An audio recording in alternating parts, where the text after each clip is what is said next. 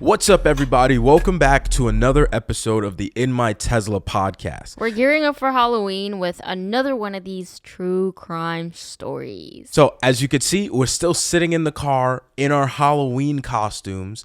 Like the video if you enjoy our Halloween costumes, and let us know if you're listening or watching on YouTube, what your Halloween costume is going to be this year. We're super excited for Halloween, and that's why we're doing these true crime episodes. Also, let us know if you're enjoying these true crime episodes, because we can continue doing them. Obviously not in our costumes, but we'll continue to do them even after Halloween is over. In today's episode, we're talking about the Jonestown Massacre. It was the largest killing of Americans before 9/11. Which is an insane stat that I did not know until we started doing research for this episode. But you know what's crazy? This insane killing of Americans happened outside of America. This is the part that's just even crazier. Yeah, because it didn't happen on American soil. Yes. So we're going to get into this. So it starts off, there's this guy named Jim Jones, and he founded this, it's a cult. It's a religious cult. Right. In the 1950s. I believe he founded it in 1954. Up until this fateful day of the massacre, this religious cult existed, and it was called the People's Temple.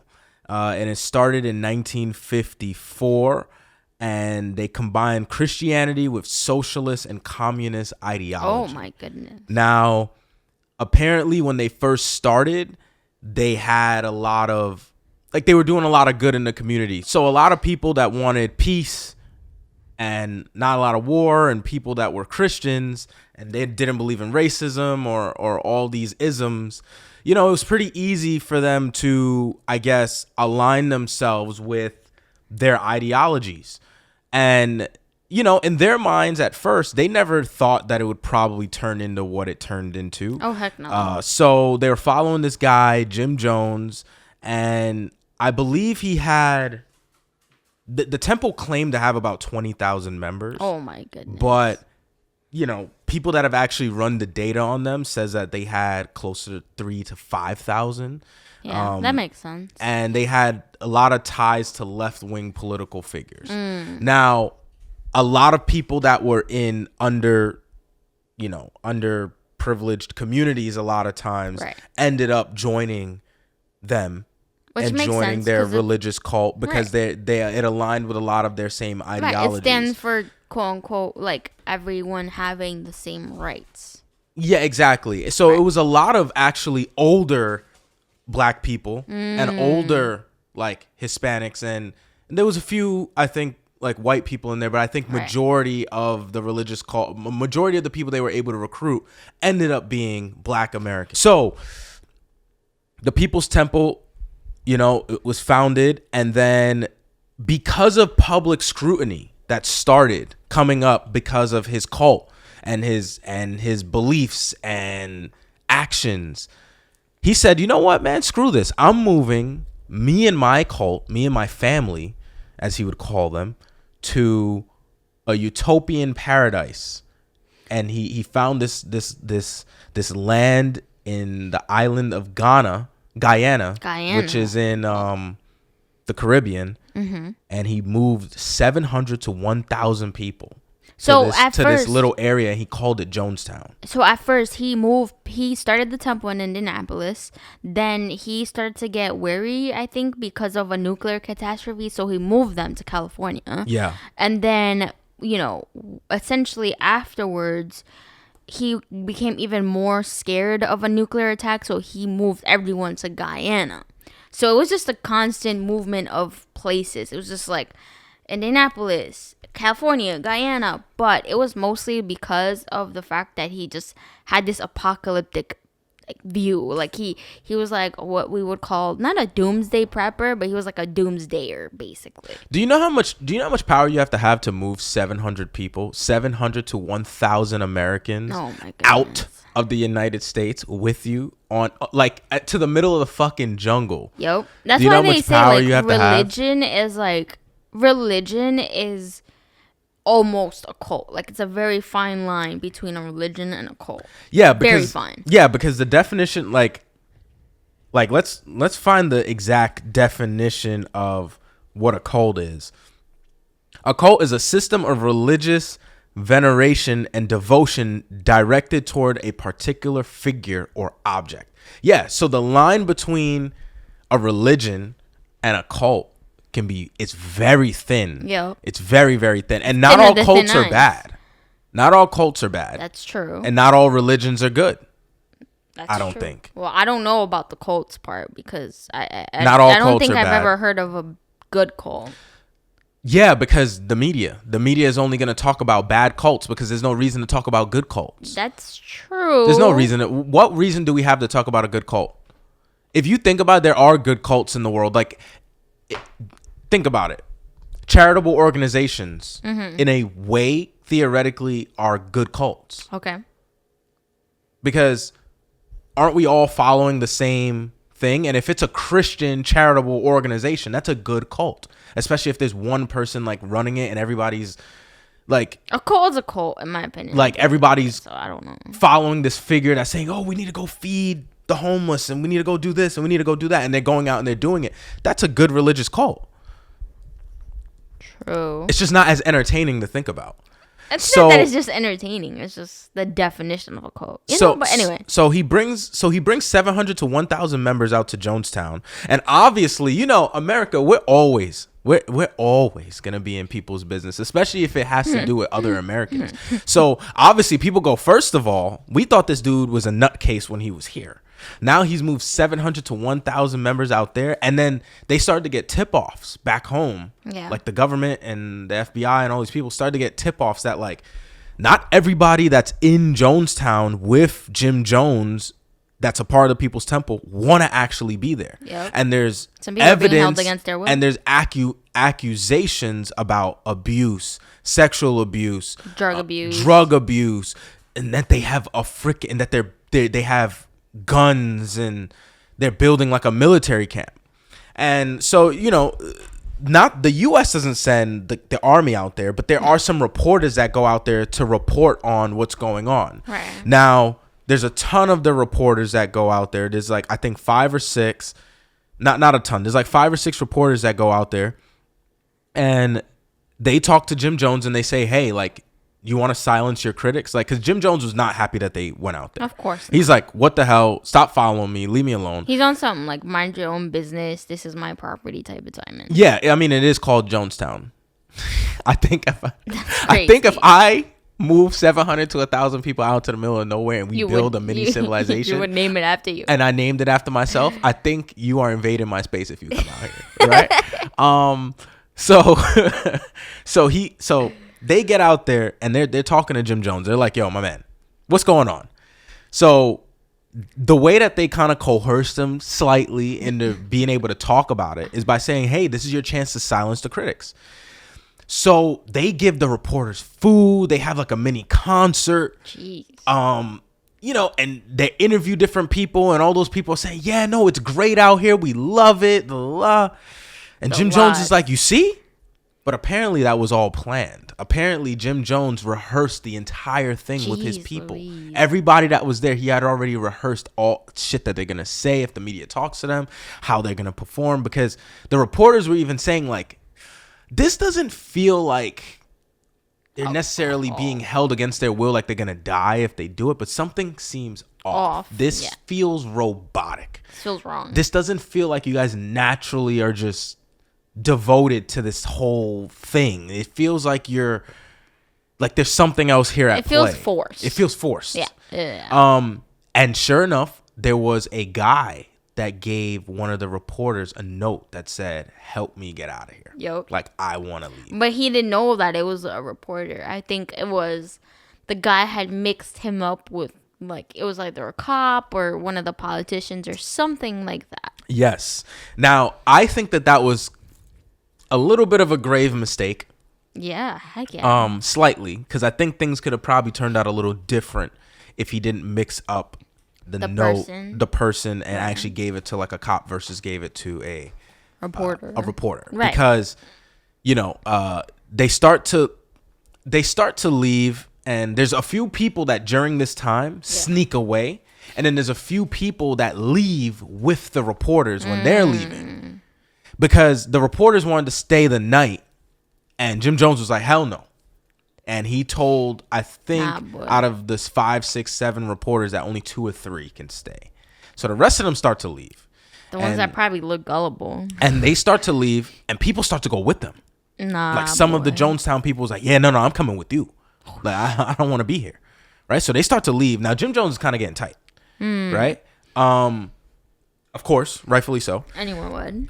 I think Jim Jones was even offering some of the people that were leaving like $5,000 what just to stay another 2 weeks. Now, first of all, let me explain something to you. Another 2 weeks? If I'm a part of a cult that I'm already trying to leave and you offer me money, I don't care how much money it is, you offer me that money just to stay for 2 more weeks, you're going to kill me. Yeah. I know that for a fact. Yeah. I know that for a fact. Because you're going to find a way to get the money back. Come on, boy.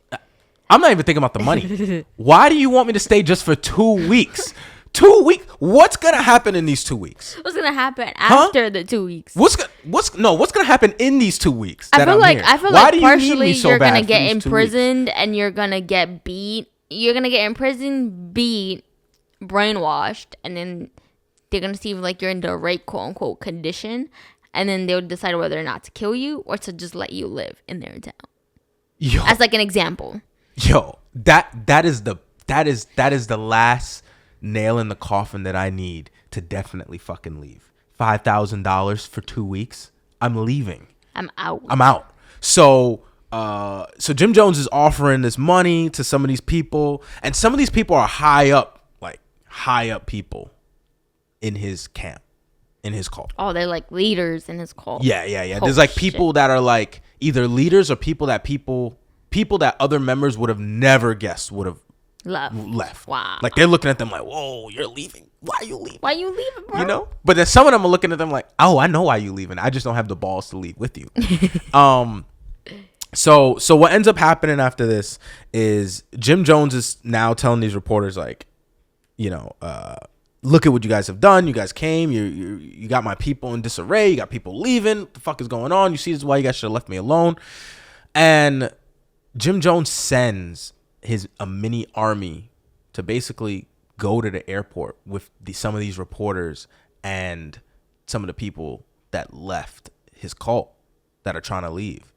And, you know, obviously for good reason, like some of the reporters and those people are on edge now. They're like, oh my God, we got this mini military behind us. They're militia. Yeah, literally a militia. And they follow them to the airport. Jeez. And then one of the reporters, now as this is happening, one of the reporters is back there at the thing with Jim Jones and goes, you know, he starts asking Jim like some of the nitty gritty questions like, dude, like what the fuck is going on? What's really going on here? Why do you have this? Why do you have that? Jim Jones is denying everything. And he goes, okay, look at this note. Now, this is the shit I don't like that reporters do. Yeah. This is the shit I don't like. They usually like to just really like put wood into the fire. Yeah, like gasoline. Why do reporters do that? And they act like they pour. You know why? It's that cameraman never dies complex. You know, like it's like, yes, you can die. You know, you can die. It's like the guys at the Titanic when they were playing the music. Yeah, it's like, yo, like I never understood that about reporters. Every time, like I've been into true crime for years, and it seems like reporters always find. Now, don't get me wrong. In a way, they help solve it. But like the initial thing that they do seems so bold, it could go either way. Like, but I think that's like their whole point is that they know that they have to be bold, so they just like, you know what, if we're not bold and we don't find this out right now, we're never gonna find it out. But did you have to show him the note from his fucking followers? Did you not think Homeboy was gonna go on tilt after that? He probably didn't think. He kind of went on tilt after that. Of course he did. He's like, oh. I thought I had this shit on lock, you know, but no. I got my own members giving y'all notes to free them. Mm-hmm. Oh, hell no. Right? So he's on his shit. I think this is when he sent the militia to the airport. Yeah. And they get out there, and unfortunately they start shooting up the planes that people that left the cult and that some of the reporters are on. Yeah. And even one of the guys that was like high up in the cult that decided to leave with them, he turns on everybody and pulls out a gun and starts shooting some of the people that wanted to leave. He's like, you're gonna pay. And that's the one dude that everybody was like the most shocked that he wanted to leave, because they're like, you of all people want to leave? Like, literally, I thought you would die here with homeboy. And no, but that's why he went with him, like, to prove a point. Like, hell no, y'all not gonna leave.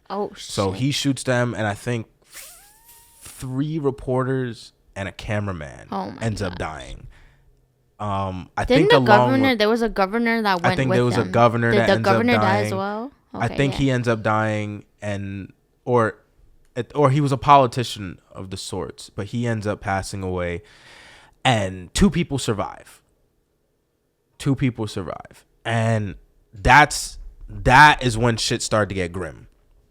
Obviously, that's when, you know, the U.S. is gonna start to send their people down there. Yeah. But while that's happening, Jim Jones is making a mass announcement to the people of Jonestown and his followers that it's time.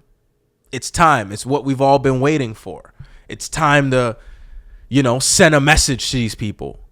And he forces everybody to drink cyanide with the Kool-Aid. Oh my god. With Kool-Aid. And a lot of people, apparently out of the 900 people that ended up dying that day, a lot of them didn't. 300 of them were children.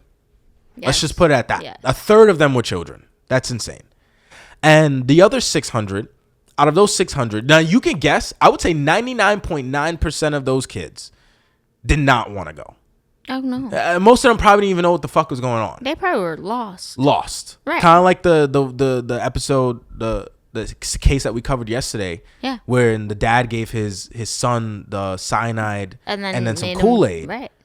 I think Jim Jones got a little bit of inspiration from that. So now when people say that phrase, drink the Kool-Aid, you're drinking the Kool-Aid. Like, that's where that phrase comes from. Yo. And Jim Jones, so a lot of those people, I bet you money, the other 600 adults, a lot of them did not take that willingly. Autopsies proved that a lot of those syringes that went into people's arms or legs or wherever were bent, which means that they went in forcefully. Oh my gosh. I think the first volunteer, because there were some volunteers, the first volunteer was a mom and her infant daughter or son, her infant child. It was a mom and her infant child. And she stands up in front of the whole group and goes, I'll be the first to take it. Nah, boy. She feeds it to her infant. Then she drinks it. Boy. And then goes out in the field and just sits there and waits to die. And I'm like, yo, what? Like, that's some real devotion right there. Heck like, yeah. Do you know how, like, damn, this person got you that really brainwashed that you're dying for just literally no reason other than for this guy because he says so. That is some scary fucking But you know what it is?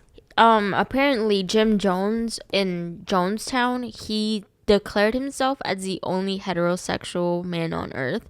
So he said, and he told the people in the cult, everyone in here except for me is gay. So all the guys, all the males are gay. I've never heard this. Yes. So apparently he told them that. And of course he would make sexual advances on the women. So of course he would either have like seen these women from young and like, you know, what's the word? Not tame them. He groomed them, right? And a lot of them probably really believed everything that he was saying. You never know, because if he's saying he's the only heterosexual man on earth, which is not true, and then now he's telling every guy in here that you're gay, that you're a homosexual, that's type crazy, don't you think? Yeah, that's crazy. So this is what happens next, right? By the time that U.S. officials get to Jonestown, it is dead quiet. There are only 2 people that are living. Right. I'll get to them in a second. Jim Jones is found in his bed with a gunshot wound above his left temple. Yes. And a lot of his leaders are dead, like all of them, because they drank the Kool-Aid and cyanide. Right. Some people did double injections. So some people did an injection of the cyanide and drank the Kool-Aid with the cyanide to make sure that they die. You know, obviously a lot of people were forced to take it, but a lot also willingly took it. And this is not like, we can cover another cult that did something similar to this, like with the Nike shoes.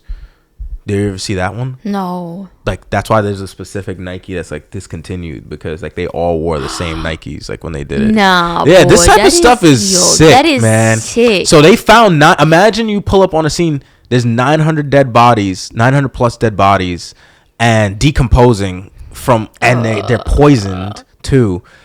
And there's 2 survivors. One was an old lady who slept through the entire ordeal. Yep. And then there was a guy, a much older guy, that was hard of hearing. Oh shit. And he went to go hide. He didn't hear the initial announcement, but he went to go hide when all the mayhem started breaking loose.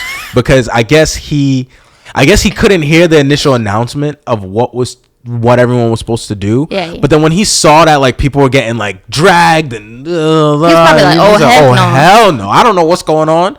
All I know is that reporters were here, police officers were here. Then y'all doing crazy shit. Everyone's punching, sticking each other with shit. I'm good. Let me go hide. I'm out. And I mean, good for him. Yeah, heck yeah. But this is unfortunate, and it was the most largest massacre in American history until 9/11, which is, it's unfortunate that happened. Yeah, it's just so bad, and it's just hard to wrap my brain around it. How like gullible we are as humans. I'm not saying everyone is this gullible, but I'm saying like to some degree we are all some sort of gullible. I would say vulnerable, not gullible. I would feel say like both, because a lot of people think that they're tough, but your brain works in very mysterious ways. Yo. And there are tactics that people can do to make your brain work against you. Like, I'm not saying it works the exact same way, but like I used to be a magician. And a lot of the tricks that I learned, like, you would think that somebody can see the trick that's happening, the gimmick, as you would call it. But the way that people's brains work, even if they're paying the most attention, your brain just won't allow you to see it until I tell you that that's what the gimmick is. Or unless I mess up the trick and you see the gimmick midway through the trick. But there are a lot of mind tricks that people can pull. Yeah. That like, can lead you into something. And you don't even know you're confused at the moment. You're just going, you think you're under your own will and you're really not. And that's what's scary is like, some people know how to do that on a level that's not a magic trick. Some people know how to do that on a level where they can get you to vote a certain way. Or they can get you to buy a certain item. Like even advertisements. That's what advertisements are. That's what marketing is. That's what marketing is, basically. A lot of marketing is psychological. Yeah. Right? Like, I'm going to give this last example of how psychological marketing really is. Uber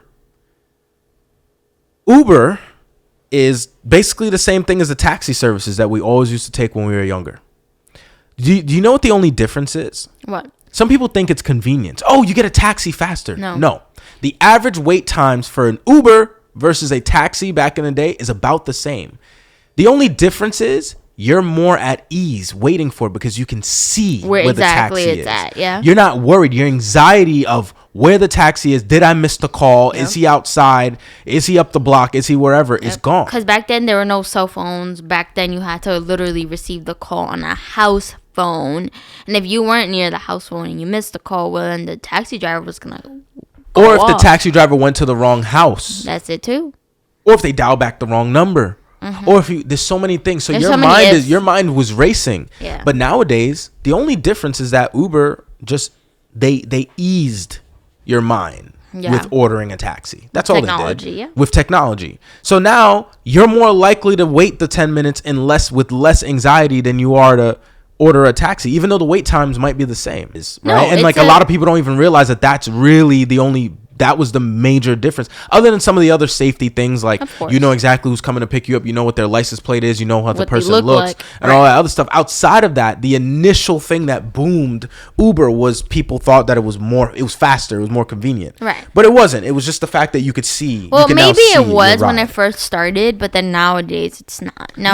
I think if anything, nowadays it might be a little faster because there's so many. There's so much more people that do Uber than did taxis back in the day. But also, I'm saying like accessibility, exactly. Yeah. So yeah, that's it.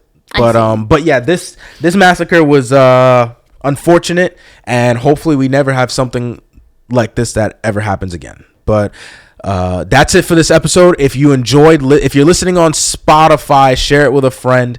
And if you're watching on YouTube, like this video, leave a comment that tells us any other true crime cases that you would like for us to cover and talk about and react to.